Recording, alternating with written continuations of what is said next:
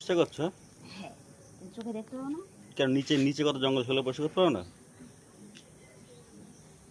তুমি কোনো সময় চলে এই জায়গায় আসো, দেখো তো কত ঘাস হয়ে গেছে, নোংরা হয়ে গেছে।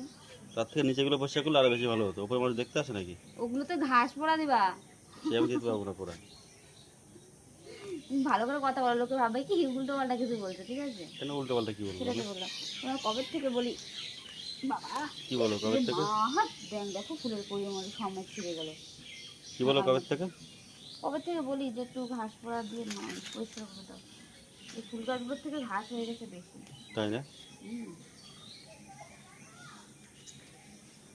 আচ্ছা, আমি কাজ করতে আসলে তোমার মনে হয় ক্যামেরাটা অন করতে ইচ্ছে করে না? কেন?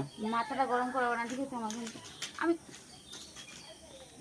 আমি কাজ করলেই ক্যামেরা অন করতে হয়। তুমি যখন বলি কাজ করার জন্য তোমার ক্যামেরা অন করে এত যখন, জঙ্গল পরিষ্কার করছো তাই। তার জঙ্গল কি পরিষ্কার করা যায় না? না, আমাদের বাড়ি জঙ্গল হতে পারে না, কোনটা বলো?